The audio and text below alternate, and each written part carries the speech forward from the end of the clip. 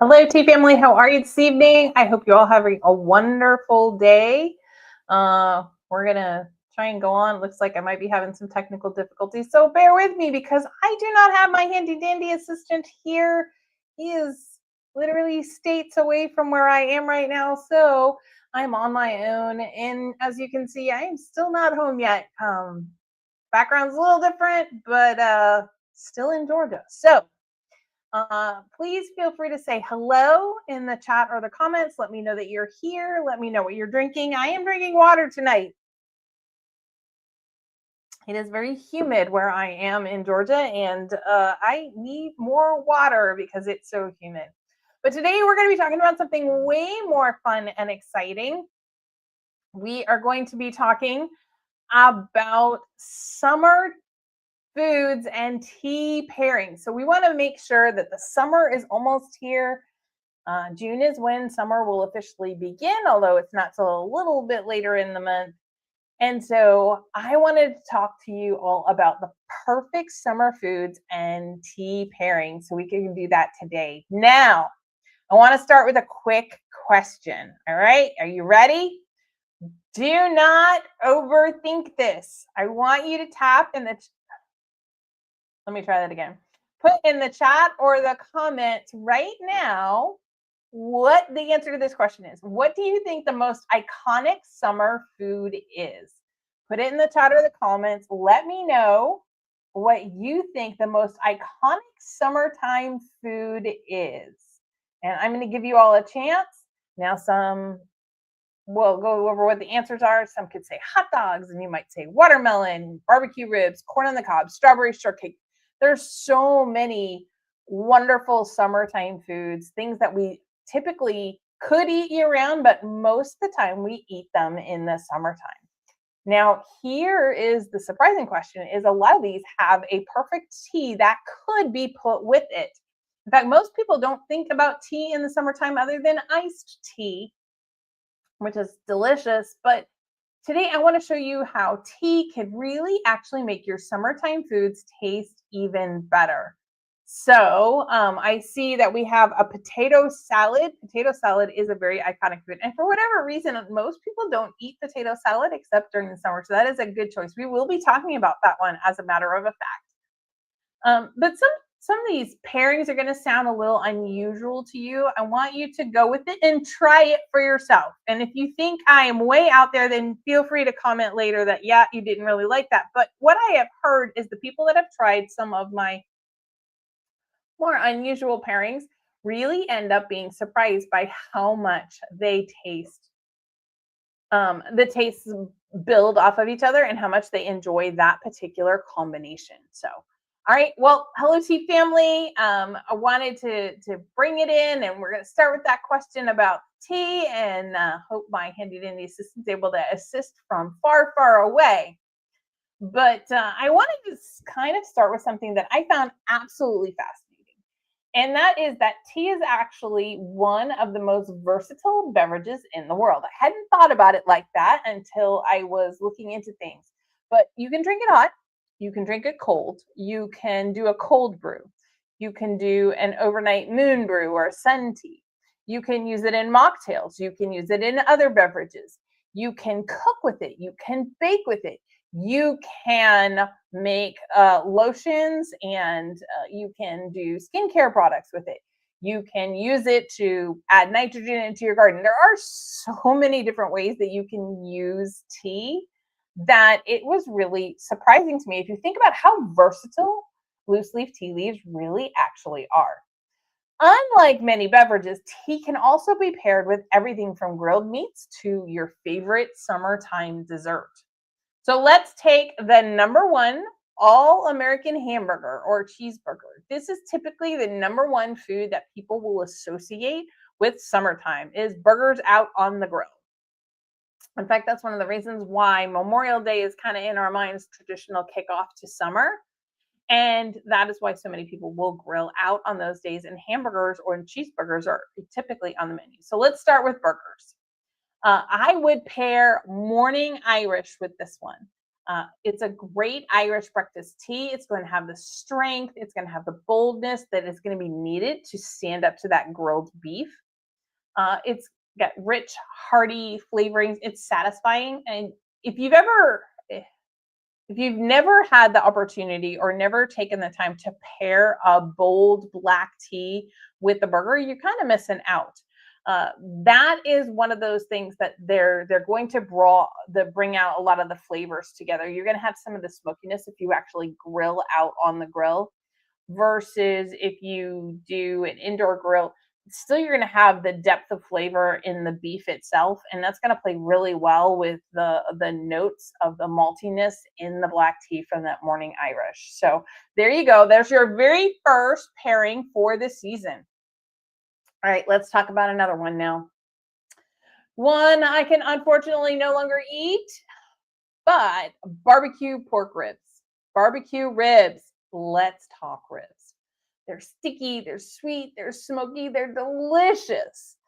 And what would I put with that? Well, there's a lot of really great choices. You could put any of our chai teas because they're going to have some of the wonderful flavors of the spices that are going to stand up well. But what I'd really recommend you consider is Sunlit Orchard. Now, that's a caffeine-free ginger apple blend.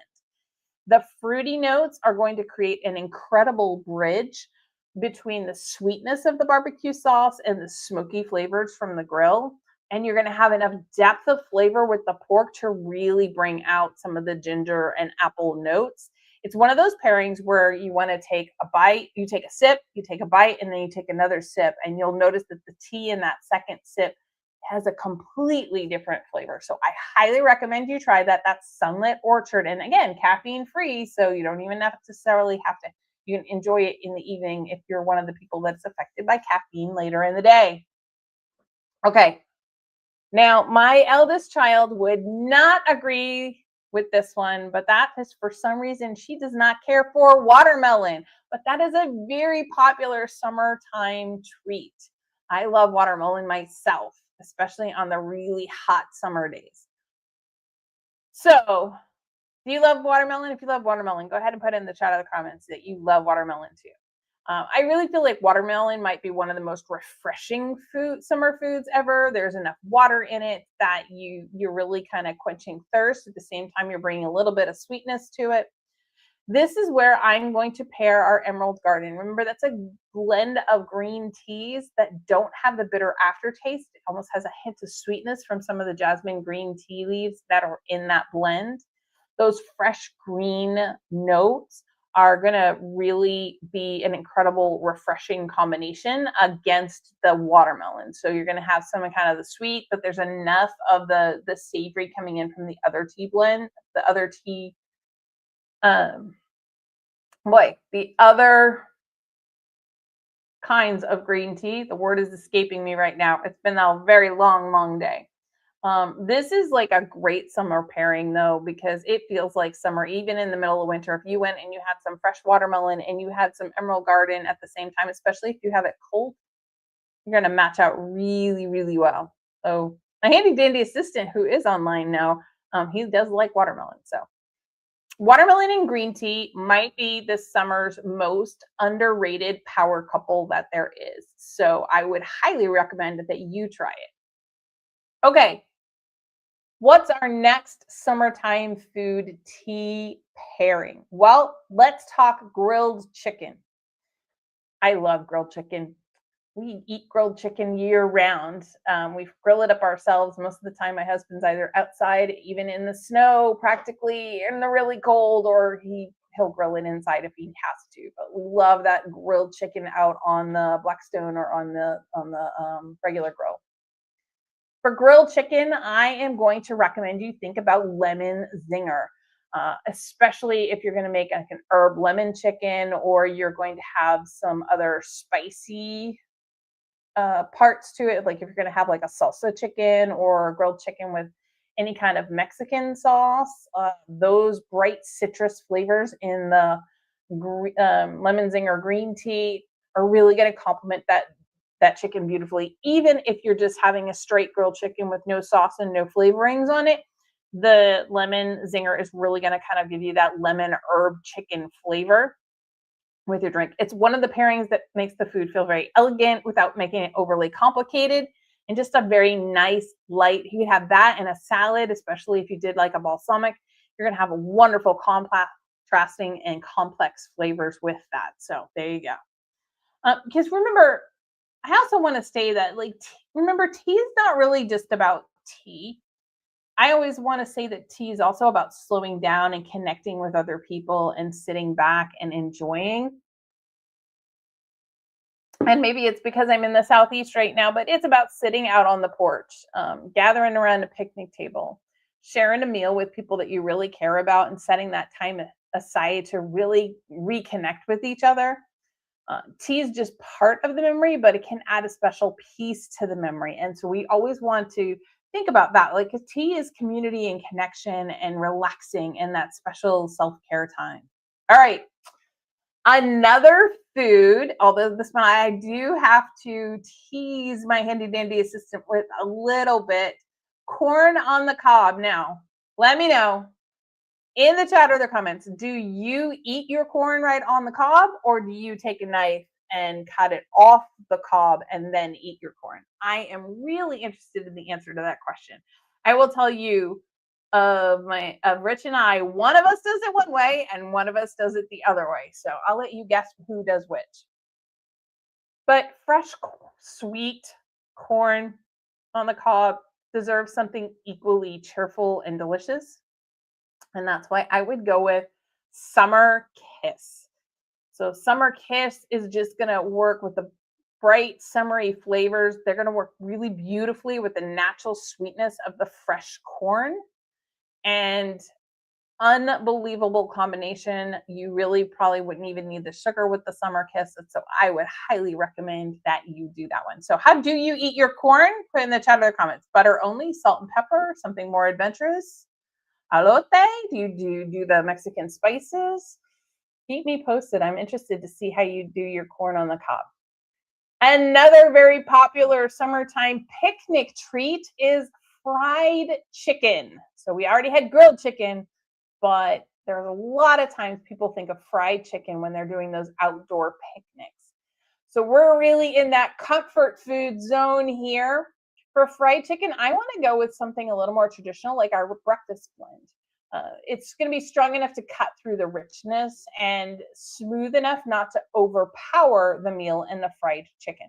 It's an old school pairing, but it deserves a comeback because it really works, and it works well. Those are going to be flavors that really contrast and complement each other very, very well. So with fried chicken, I'm going to go a traditional breakfast blend. Now we're going to get into my handy dandy's assistant summertime food. It's potato salad. So I do have to say, potato salad can be tricky. The reason potato salad can be a tricky thing is because potato salad is made a wide variety of ways. Some people put mustard in it, some people don't. Some people put mayo in it, some people don't. Some people do a more German style potato salad, some people don't. And there are a million ways to make potato salad. That makes it a little trickier to try and pair with a tea. But I'm going to go with one of my friend Dominique's favorite tea blends, and that's going to be Earl's Blend. The citrus and bergamot notes are really going to help brighten those creamy flavors, and it's going to be a great contrast. Since bergamot is actually a citrus fruit, this is one of the reasons why that Earl Grey style pairs so well with the richer foods that you're going to get with most potato salads. They're going to be a more richer, heavier, more dense kind of side dish. And that's one of the reasons why it's going to brighten that up and allow your mouth to really taste more of the potato salad.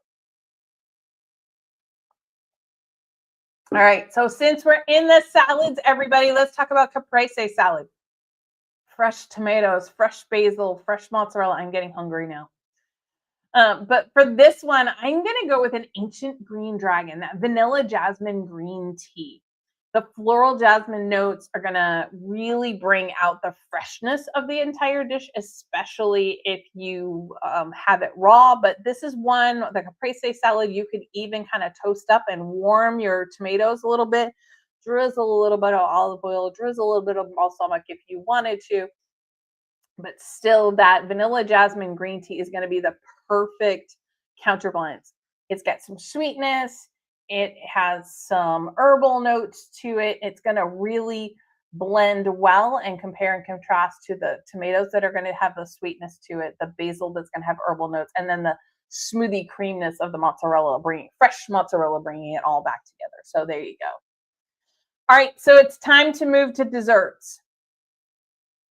Are you ready? Let's talk peach cobbler. Summer and peaches just belong together. My pick of a tea to enjoy with your peach cobbler this summer, anybody want to guess? Ruby chai. This is our caffeine-free chai blend. It is one of our most popular blends, but that warm spice or combination of spices is going to create a beautiful contrast with the sweetness of the fresh peaches. It is a comfort food that is going to kind of meet the summer dessert. Peach cobbler and the ruby chai tea might be the dessert pairing that you didn't know that you needed to try this summer. And I absolutely believe that you will enjoy it because, again, you get the sweetness, you're going to have some of the spices with the cinnamons and the nutmeg. Just a great. Now, could you use something other than ruby chai if you wanted to do a traditional onyx chai or a jade chai, a green tea? Those would also work, but I really love the idea of the ruby chai, caffeine-free. For so many people, they're unable to drink caffeinated beverages right before bed, and so this way they could definitely still enjoy that chai tea.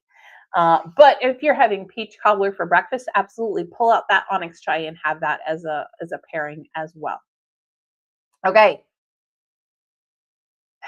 Now, I'm not going to talk about ice cream right this second, but the number one most popular summertime dessert is typically strawberry shortcake, believe it or not. And we have to end with dessert, right? My pairing with strawberry shortcake is going to be Harmony, which is typically a springtime blend, but it is a green tea, strawberry, and orange zest blend, and it is going to bring a smooth, balanced profile. It's going to really bring out the strawberry flavor in the strawberry shortcake and let that shine while creating a beautifully relaxing finish to the meal. So you're going to have that complementary flavors of the fresh strawberries and the freeze-dried strawberries. But then you're also going to have the creaminess against the herbiness, the slight herbiness of the green tea. It's going to come together and you're going to really, really enjoy that combination. Makes me want some strawberry shortcake right now, even though I'm out of Harmony where I am.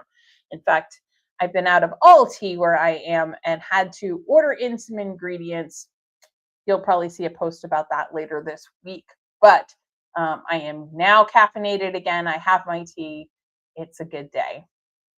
So let's do something a little bit fun. I'm checking down and looking comments if you keep me looking up and down, but I want you to put in there whatever question you have. If there's another summertime food that you want me to share a tea pairing with, go ahead and put it in the chat or the comments. And even if you're not joining us live, we appreciate you. We appreciate you watching the replay, and we invite you to do the same. I will get notification that a comment has come up, and I can still respond via the comments.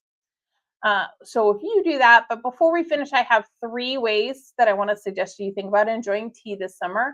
Cold brew your tea overnight, or just do a moon tea, brew your tea overnight in the cooler water on the counter and let it be ready in the morning.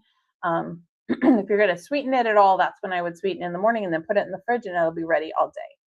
Freeze your brewed tea into ice cubes and drop them in there. That way your tea doesn't get watered down when you're going to enjoy that drink later. And then use your tea as a base for mocktails. Unbelievable flavor depth, especially if you have ice in your mocktails. Go ahead and use your tea that you've turned into ice cubes, and then it's just bringing another level of flavor and depth to that mocktail. And so those are 3 different ways. I urge you to consider enjoying the tea. I don't see any other comments coming up, but that's okay. So I do want to say that I wasn't talking about ice cream earlier, but if you did want some ice cream, feel free to make some Harmony ice cream or use tea in your ice cream. So how do you do that? Well, if you wanted to make an ice cream based tea, like if you wanted to make an ancient green dragon tea or a Harmony tea or an onyx chai tea, Stephanie, my friend Stephanie might be interested in an onyx chai tea, ice cream rather. You're going to brew the tea in milk. And I always add probably instead of 6 to 8 ounces, I would go like 8 to 10 ounces of milk for one. I would probably do about 4 or 5 grams. I want to add a little more flavor to it, so I'll probably do twice as much tea to my milk combination as I would with water. You're going to warm that up. You're not going to bring it to a simmer or anything, but you want to warm it up and then let it steep. Depending on how long, I would say a good 5 minutes steep, because we're not heating it up as much. The tannins will have less of an impact with the black teas. For green teas, I would still let it steep for at least 3 or 4 minutes, and then remove the tea and then use that milk cool, or that cream cool, and then put it in the fridge so it's nice and cold, and then go ahead and make your ice cream recipe the rest of the way. If you want, you can always crush up what's left of the tea. I'm trying to talk too fast here. And add a little bit more of the flavor. Or if you've made Harmony and you want to add little pieces of strawberry or that sort of thing into your ice cream, and then freeze it up, make your ice cream, and you can enjoy some wonderfully delicious tea flavored ice cream. And it's not something that everybody's going to have. I know we made some Harmony ice cream live last year, and it was absolutely delicious. I was surprised at how much I enjoyed it, because I don't normally put any kind of milk products in with my green teas, but this was spot on. So I do want you to remember that tea isn't always for winter, and it's not just in the mornings that you can enjoy it. You can enjoy it all along. Tea is not just for special occasions. It can be part of your summer memories too. So tell me in the chat or the comments, which pairing surprised you the most? And while I give you a couple of minutes to do that, I also want to say that I will be live again next week. I can't remember what we're talking about. Let me look at my notes, because there's always notes. I have so many notes I have notes on my notes right now. But let's see. No, I'm not. I'm looking in the wrong way. So I made my notes go the wrong way. Let's see. I think next week we are going to be talking. I told you I take a lot of notes, everybody. So I wrote it all out so that we would have it and I would have a plan. And this is giving you a lot of time. Okay, cheesecake. Cheesecake. Okay, I like it. I like it. Cheesecake is going to be very heavy dairy. So you're going to want to balance that with a black tea. I would actually go with Serene Sunrise. You're going to have that hint of cinnamon to bring out some of the flavors in your cheesecake. If you add strawberry, it's going to be a great flavor. You could even do a blueberry cheesecake. Those fruits versus the cinnamon and the bold flavor of the black tea is going to be spot on. So if you want cheesecake, that's what you should choose. Okay, so next week, we're actually going to be talking about tea cultures around the world and some interesting ways that different countries and different cultures enjoy tea differently. So that's what we'll be talking about next week. I hope you all have a wonderful week. I will be here again next Monday. Not going to be leaving Georgia anytime soon, I guess. But I may even have my handy dandy assistant back with me by then, hopefully. But I want to say thanks for joining me, and let me know if you're trying any of the tea combinations, because I'm interested in hearing how much you enjoyed it. All right. Thanks, and have a great week, everybody.